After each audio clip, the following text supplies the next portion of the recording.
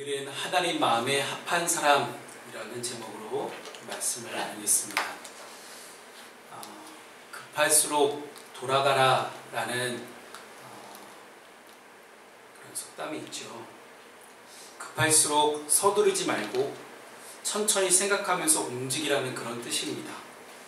한국에만 이 속담이 있는 것이 아니고 제가 영어도 찾아보니까 외국에도 비슷한 뜻을 갖고 있는 속담이 굉장히 많더라고요. 그 뜻은 어찌 보면 우리의 선조들이 지혜가 잘 담겨져 있는 그런 문구가 아닐까 생각합니다. 그래서 급할수록 돌아가라 라는 이 속담에 저는 한 가지를 더 얹고 싶습니다. 급할수록 기도하라. 자, 여러분께 설교 시간에 연거푸 말씀드렸던 그런 영어 단어가 있습니다. think twice 라는 건데요. 두 번 생각하라는 거죠. 뭔가를 성급하게 선택하고 결정하기 전에 두 번 생각하라는 거예요. 보통 사람들은 한 번 생각하면 그냥 그대로 해버립니다. 근데 그리스도인들이 있어서 왜 두 번 생각해야 되냐면 첫 번째는 기도예요. 첫 번째 생각이 반드시 기도가 되어야 됩니다. 여러분, 기도하지 않고 성공했다면 성공한 그것 때문에 곧 망하게 될 것이다 라고 찰스 스펄전 목사님이 우리에게 계속해서 말씀을 남겼습니다. 그렇습니다. 여러분, 우리의 인생에 있어서 참 많은 선택의 길을 서 있습니다. 매일매일 우리는 무엇을 먹을까 무엇을 마실까 염려하는 그런 거 외에도 정말로 많은 선택을 하며 살아갑니다. 아마 우리 청년들 가운데는요, 오늘 날씨도 좋은데 놀러 갈까? 하는 생각도 하고 있을 테고, 예배 한 주 안 들으면 어때? 그냥 나는 누워서 내 인생을 즐기겠노라 하는 그런 사람들도 있을지도 모르겠습니다. 그럴 때 우리는 기도하지 않습니다. 왜냐하면 기도하면 답은 너무 뻔하거든요. 우리 주님이 하시는 정답은 늘 뻔하거든요. 그런데 우리는 그 뻔한 주님의 정답에 나만의 반항심, 나만의 반기를 들기 위해서 절대 기도하지 않습니다. 왜냐하면 기도하면 주님의 응답은 너무 뻔하잖아요. 근데 우리는 기도하기 전에 이미 답을 알고 있어요. 결국 문제는 어디에 있느냐? 순종에 있습니다. 우리가 서두르다가 문제를 그르치는 경우도 우리가 주님의 뜻이 무엇인지 알지만 순종하지 않기 때문에 이를 그르치는 경우가 굉장히 많습니다. 어찌 보면 그리스도인들에게 있어서는 단순히 급하게 무언가를 선택했기 때문에 우리가 이를 그르친다라기보다는 기도하지 않고 혹은 기도했어도 순종하지 않기 때문에 이를 그르치는 경우가 많다라는 것입니다.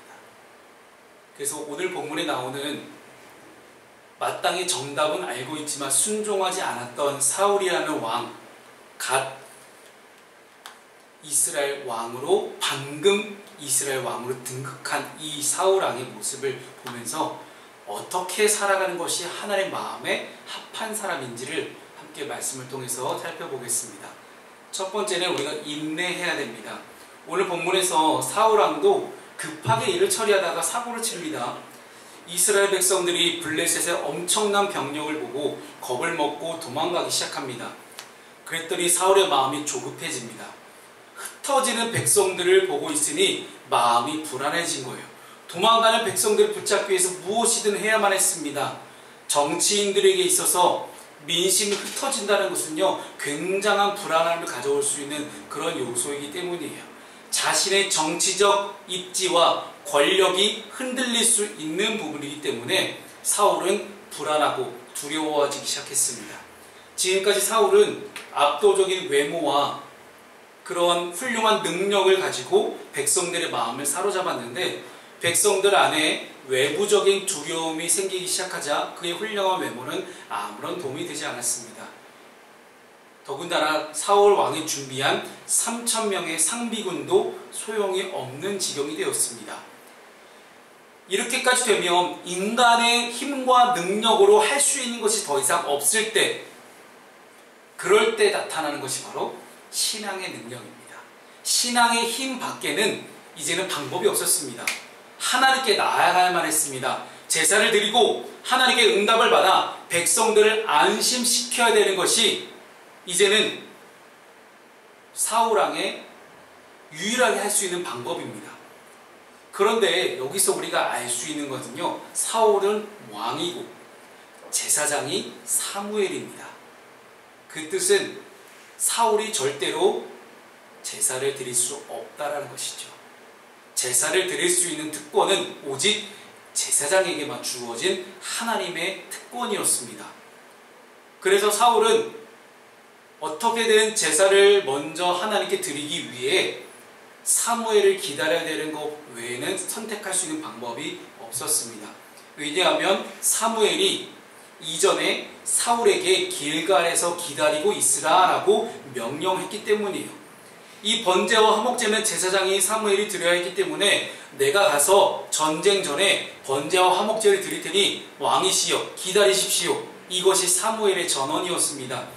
하나님의 응답, 번제와 화목제를 드린 이후에 이 전쟁에 우리가 나가릴지 말지에 대한 그 응답도 반드시 하나님은 사무엘을 통해서만 응답하셔야만 했습니다. 이것이 하나님의 법칙이자 하나님 뜻이기 때문입니다. 사울이 해야 될 것은 단지 딱 하나입니다. 사무엘을 기다리는 거예요. 하지만 사울은 기다리지 못했습니다. 참 우리의 모습을 보는 것 같습니다.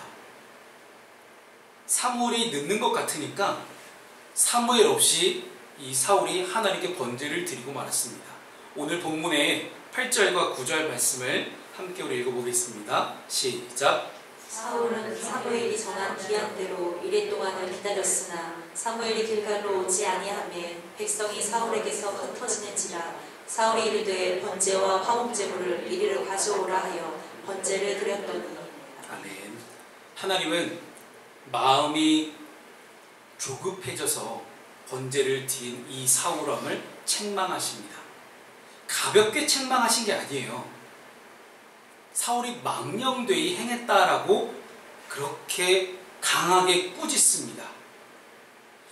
그리고 그의 나라가 길지 않을 것이다 라는 뜻을 사무엘을 통해서 전달하십니다. 왕의 자리에서 반드시 내려오게 하겠다라는 그런 엄중한 메시지입니다. 지금 사울이 이렇게 급하게 선택한 이유가 무엇이었습니까? 흩어지는 백성들을 보고 이제 왕으로 이제야 내가 등극했는데 여기서 내 왕의 입지가 흔들리면 안 된다라는 거예요. 왕의 자리가 흔들릴 것을 두려워해서 그렇게 조급하게 선택했는데 그 결과가 뭐예요? 하나님께서 너 이제 반드시 왕에서 내려오게 될 거야 라는 엄중한 꾸짖음이었습니다. 우리의 눈에는 사울이 다급해져서 제사를 드린 것이기 때문에 그렇게까지 큰 잘못을 보이지 않을 수도 있어요. 아니 우리로 따지면 예배드린 게 그게 뭐 잘못이야? 라고 생각할 수도 있는 거거든요. 그러나 하나님은 하나님이 정해놓은 법칙과 기준과 하나님의 약속의 때에 그 약속의 때까지 기다리지 못하고 명령을 어긴 사울의 잘못을 매우 중한 것으로 여기셨습니다. 즉 뭐가 잘못된 거예요? 사울이 순종하지 않았기 때문에 하나님은 꾸짖으신 겁니다.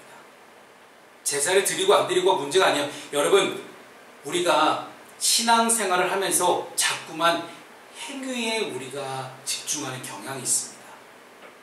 이렇게 행동을 하고 이렇게 행함을 하면 하나님께 벌 받겠지 하는 그런 어떤 행위에 대한 우리의 강박관념이 좀 우리 그리스도인들에게 있는데, 하나님은 아담과 하와의 범죄를 이야기하실 때도 단순히 선악을 알게 나무 열매를 먹은 행동에 집중하신 것이 아니라 그런 마음을 품게 만든 불순종의 마음을 하나님은 집중하시고 꾸짖으시고 그것을 죄라고 이야기하십니다.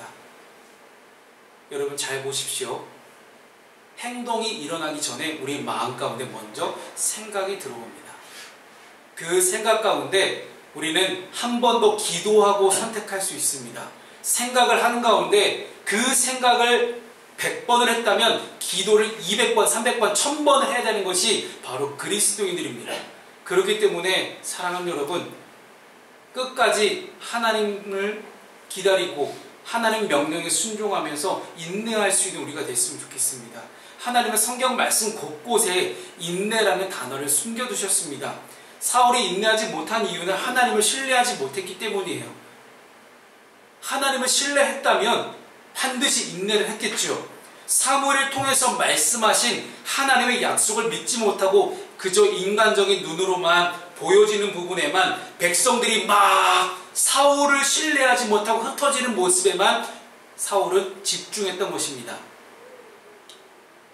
그래서 사울 왕이 하나님을 신뢰하지 못하니까 그 사울 왕을 그 어떤 백성도 신뢰하지 못했다는 뜻입니다.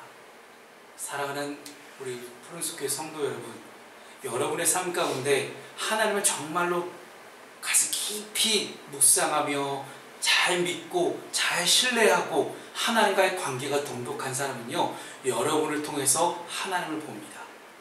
예수님께서도 그렇게 말씀하십니다. 하나님을 보여달라고 이야기하지 말라. 나를 본 자는 하나님을 보았다. 똑같습니다.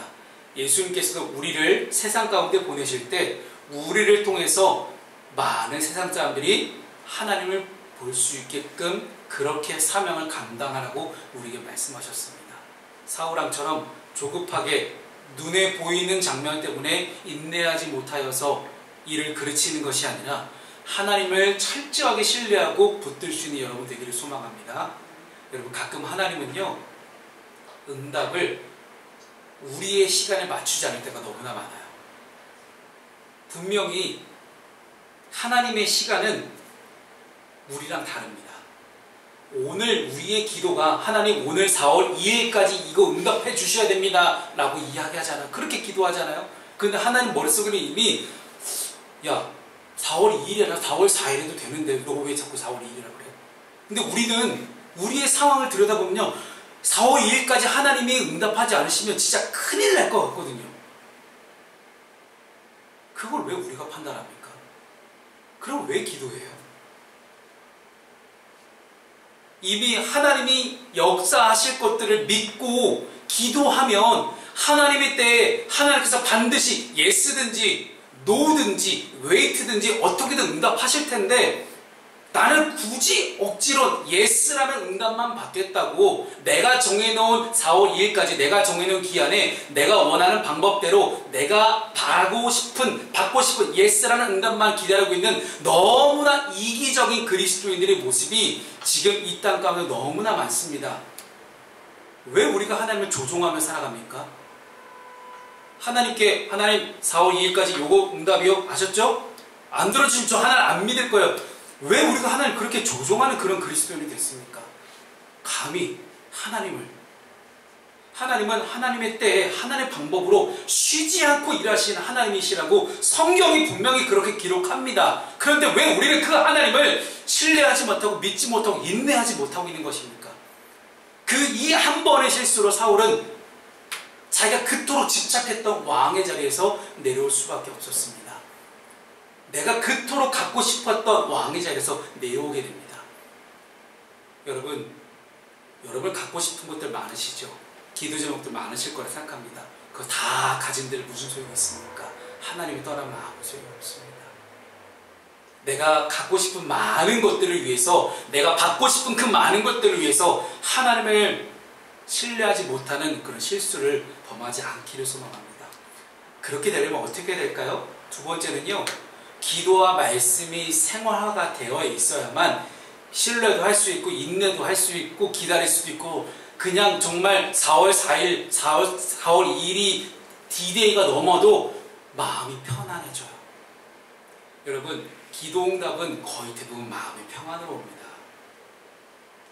그렇게 이해하십시오. 노라는 응답이 와도요, 마음이 평안해요. 그럼 그게 하나님의 뜻입니다. 오늘 본문의 12절 말씀을 함께 우리 읽어보겠습니다. 시작. 이에 내가 이르기를 블레셋 사람들이 나를 치러 길갈로 내려오겠거늘 내가 여호와께 은혜를 간구하지 못하였다 하고 부득이하여 번제를 드렸나이다 하니라. 아멘. 저는 여기서 한 단어가 갑자기 저한테 어제 다가오는 거예요. 설교 준비를 하는데, 부득이하여. 왜냐하면 이 부득이하라는 단어를 보는데 제 모습 같은 거예요. 우리도 하나님과 사람 앞에서 부득이해서 어쩔 수 없어서 이렇게 했다라는 그런 이야기를 참 많이 합니다. 어찌됐든 사울은 지금 이 12절 말씀을 통해서 사무엘에게 핑계를 대고 있는 거거든요. 사울은 쳐들어오는 이 블레셋은 점점 쳐들어오고 있고 백성들은 흩어지고 있고 굉장히 마음속으로 당황했어요. 조급해졌죠. 당연합니다. 인간은 그럴 수밖에 없어요. 근데 이 위기의 순간에 누구나 마음이 흔들립니다. 그러나 아무리 다급했어도 사울은 기다리고 순종했어야 됐어요. 기다리고 순종하지 않은 것이 사울은 범죄였습니다. 하나님이 하지 말라고 하셨기 때문에 아무리 위급해도 제사는 절대 드리면 안 되는 것이었습니다. 차라리 발을 동동 구르면서 소리를 지를까 아니면 울까 그냥 나약한 모습을 보여도 왕의 체면에 서지 않아도 그냥 아무리 위급해도 제사는 절대 드리면 안 되는 거였어요. 어찌할 바를 몰라서 그냥 눈물을 흘리며 제발 하나님께 부르짖는 기도라도 했으면 사람들이 야 우리 왕이 기도하신다 우리도 한번 기도해보자 이러지 않겠습니까? 그런데 기도는커녕 어떻게든 마음이 좁혀져. 야 빨리 갖고 와 야 됐어 할 거 다 했어. 여러분 보세요. 일주일간 우리의 세상 가운데 어떻게 살았어도 주일날 예배 한 번 드리면 나는 면제부 받았어 라고 딱 마음에 안도감을 품는 그 마음이 오늘 사울의 마음이고 우리의 마음 아닙니까? 일주일 내가 어떤 마음으로 살아갔다 할지라도 그냥 주일날 오전에 예배 한 번 딱 드리면 그래 나 하나님께 할 거 다 했어. 괜찮아. 그 마음의 동기는 어찌할지 몰라도 어쨌든 나는 번제와 화목제를 드린 이 사울처럼 난 할 거 다 했어. 됐습니다. 하나님 블레셋 물리쳐 주실 거죠? 하나님 저 주일날 예배 드렸잖아요. 제 기도 다 들어주실 거죠? 반드시 예스 하셔야 됩니다. 너무 이기적인 그리스도인들의 마음이 지금 우리의 마음입니다. 우리가 사울처럼 그렇게 실수하지 않고 인내할 수 있으려면 하나님의 약속의 말씀에 대한 확신이 있어야 됩니다. 분명히 사무엘이 얘기했잖아요. 기다리라고. 그 약속 기다리면 내가 가서 하나님께서 일하실 것이다 라는 분명한 사무엘의 전언이 있었음에도 불구하고 그는 믿지 못했습니다. 말씀에 대한 확신은 그냥 생기지 않습니다. 제가 왜 이제 예배를 안 나오는 우리 성도들 향해서 그렇게 제가 강하게 꾸짖고 맨날 이야기하는지 아세요? 믿음은 절대 그냥 생기지 않습니다. 반드시 믿음이라는 것은 말씀을 통해서만 생겨납니다. 말씀을 들을 때, 말씀을 읽고 묵상하고 암송할 때 믿음이 생겨나기 때문이에요. 없던 믿음이 그냥 생겨나지 않아요.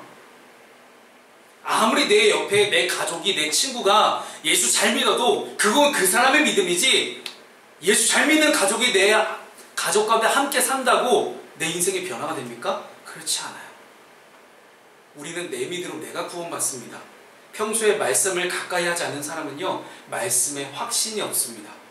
지금 우리가 마주하고 있는 이 성경 말씀은 우리의 상황에 딱딱 들어맞는 그런 맞춤형 말씀들이 굉장히 많아요. 정말 저도 가끔 말씀을 야 어떻게 이렇게 소름 끼치게 딱 맞지? 하는 그런 생각이 드는 말씀이 너무나 많습니다. 그런데 평소에 말씀을 읽고 묵상하고 암송하는 사람은요, 결정적인 위기의 순간, 마음이 조급해지는 그 순간에 제일 먼저 뭐가 떠올라요? 말씀이 떠오른다는 얘기예요. 결정적인 위기의 순간 가운데 나 이거 어떻게 선택해야 되지? 당장 내 눈에 보이는 대로 내가 좋은 대로 마음이 조급해져서 사울처럼 그렇게 실수하며 선택하는 일들이 우리 가운데 얼마나 많아요. 그런데 사울은요, 기다리라는 사무엘의 이야기가 떠오르지 않았어요. 아무리 사무엘이 사울에게 이야기를 했어도 그 이야기가 생각이 안 났다는 말이에요. 왜요? 지금 당장 위기의 순간 가운데 있으니 마음이 조급해지고 당황하니까 말씀이 떠오르지 않고 눈앞에 보이는 현상만을 보고 있는 그런 표면적인 그리스도의 모습을 우리는 보고 있는 겁니다. 그래서 이렇게 위기 때만 하나님을 찾는 것이 정말 위험한 신앙입니다. 위기의 순간에 약속의 말씀을 믿지 못하기 때문이에요. 위기의 순간에만 하나님 찾는 사람은요, 위기의 순간에 하나님 말씀을 역사하셔도 똑같은 위기나 아니면 더 큰 위기가 찾아오잖아요. 그때도 하나님은 절대 못 믿어요. 평소에 말씀을 가까이 해야 말씀이 내 삶 가운데 뿌리를 내리고 굳건한 변하지 않는 믿음의 확신이 생겨나는 것입니다. 그리고 우리 믿는 자들은요, 급할수록 하나님께 물어야 됩니다. 급할수록 하나님의 뜻을 구해야 돼요. 오늘 사울의 모습을 보면 방금 우리 함께 읽은 이 12절의 말씀에 사울이 사무엘에게 핑계와 변명을 늘어놓잖아요. 부득이하여 자신을 정당화하고 합리화시키는 그런 못된 단어입니다. 하나님이 말씀하실 때 오늘 이 시간 가운데도 하나님이 여러분 한 사람 한 사람에게 찾아오셔서 말씀하시고 음성을 들려주실 때 여러분들이 하나님께 변명하지 않으면 실력을 갖춰야 됩니다. 어떤 실력이에요? 하나님의 말씀을 내 삶 가운데 충분히 체득화시킨 그 실력. 그리스도인에게서 최고의 실력은 평소에 하나님을 찾고 구하고 동행하는 실력입니다. 평소에 성령보다 기도보다 앞서지 않도록 노력하는 사람이 이 위기의 순간에도 성령보다 기도보다 앞서지 않을 수 있고 하나님보다 사람을 더 의지하지 않게 돼요. 세상 그 어떤 백이 있다고 그 대단한 백이 있어 대통령 백이 와도 하나님 백은 못 이기는 게 사실이잖아요. 근데 왜 하나님을 믿지 않고 하나님께 기도를 하지 않고 자꾸만 이 사람 저 사람 붙들고 왜 그 짓을 하는 겁니까? 왜 그렇게 믿음 없는 신앙하는 모습들을 우리가 보이는 거예요? 그러니까 교회가 소망 없다는 이야기를 듣고 왜 당신의 삶에 예수를 믿어도 변화가 없느냐라는 그런 이야기를 우리 듣고 있는 겁니다. 평소에 무릎을 꿇는 사람은요, 평소에 무릎으로 하나님께 기도하는 사람은 위기의 순간에 더 구체적으로 기도합니다. 이미 하나님과 충분히 관계가 쌓여져 있잖아요. 여러분 한번 생각해 보십시오. 갑자기 10년 만에 연락이 온 친구가 돈을 빌려달래요. 들어주겠어요? 그 어떤 사람이 그런 부탁을 들어줍니까? 그런데 평소에 너무 친한 관계이고 둘도 없는 베스트 프렌드 친구예요. 그 친구가 어려운 사정을 이야기하면 우리 마음이 움직이지 않겠어요? 그래서 천국은 침노하는 자일 것이다 라고 성경 우리 분명히 말씀합니다.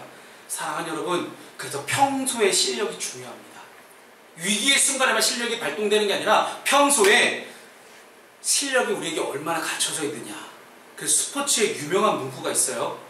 연습은 실전처럼, 실전은 연습처럼. 이것이 가능해지려면요, 언제든 평소에 우리가 실력이 있어야 된다는 얘기예요.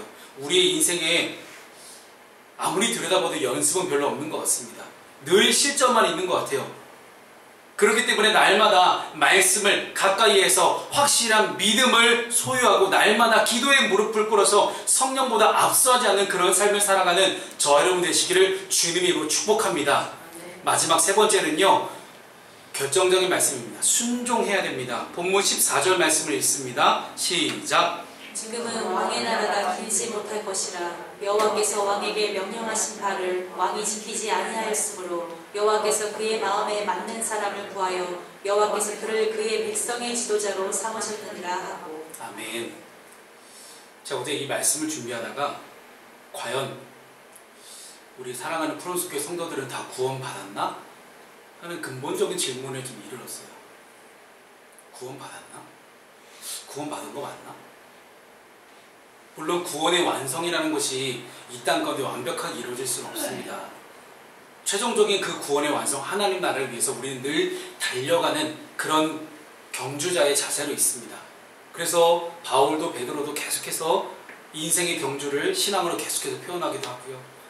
근데 중요한 것은요, 당장 우리가 우리의 삶을 하나님께 순종하는 쪽으로 계속해서 바꿀 것이냐, 아니면 내 뜻대로 선택하며 살아가려고 발버둥 치는 것이냐예요. 오늘 사울은 자신의 나라가 길지 못할 것이라는 그런 저주를 받습니다.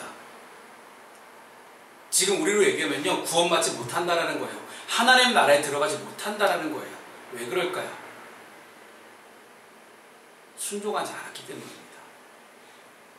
그리고 사울 대신 하나님 맞는 사람, 하나님 마음에 정말로 맞는 다른 사람을 선택해서 그 하나님 나라를 이어가겠다라고 선포하십니다. 뭐 이후에 나오는 다윗을 가리키는 이야기지만 하나님이 사울을 왕의 자리에서 내려오게 하신 것은 사울이 그렇게 꿈꾸고 있었던 리더십이나 왕의 자질이나 왕의 능력 별 상관이 없습니다. 오직 순종이었어요. 하나님의 명령에 순종하는 사람이냐 아니냐 그거 하나만 가지고 사울을 왕으로 세우느냐 아니냐를 결정하셨습니다. 우리 믿는 그리스도인들의 인생도 똑같습니다. 우리의 삶 가운데도 하나님의 구원이 완성이 되려면 내가 하나님의 말씀에 순종하느냐 안 하느냐에 따라 결정됩니다. 교회를 잘 다니고 예배를 아무리 잘 드린다고 소용없습니다. 여러분 죄송하지만 그래요. 내가 하나님의 말씀에 순종하지 않으면 나에게 구원은 없어요. 이게 성경적인 진리예요. 그런데 교회가 이걸 얘기 안 해요. 왜 얘기를 안 할까요? 그러면 성도가 떠나요. 저희 교회처럼 성도가 안 모여들어요. 이런 얘기하면 왜일까요? 듣기 싫거든요. 예배 시간에 듣기 좋은 얘기만 들으려면 큰 교회 가십시오. 저도 들어보니까 좋은 얘기 많이 하더라고요. 네. 적어도 우리가 진리를 탐구하는 사람이라면, 진리를 추종하는 사람이라면 무엇이 구원의 조건인지는 분명히 알아야 되는 거 아닙니까? 아담과 하와가 에덴 동산에서 쫓겨난 거, 하나님 나라 쫓겨난 거는 불순종이기 때문입니다. 지금도 똑같습니다. 말씀에 순종하지 않으면 우리의 삶에 구원은 없습니다. 이스라엘 왕은 일반적인 이방의 다른 나라 왕들과 달라요. 다른 나라의 왕들은 전투력이 강하거나 리더십이 있거나 훌륭하거나 용감하거나 아니면 외교에 탁월하면 가능했어요. 그러나 나라를 강하게 만들고 풍요롭게만 만들면 왕으로 칭송받는 다른 나라와 이스라엘 나라는 달라요. 근본적으로 달라요. 왜냐하면 이스라엘 왕은 하나님의 대리 통치자라는 그런 정체성이 있기 때문이에요. 나라를 부강하고 풍요롭게 만드는 것에 집중할 것이 아니라 하나님께 순종하는 것에 더 집중해야만 했습니다. 그래야 하나님께서 이 나라를 풍요롭게 하시기 때문이에요.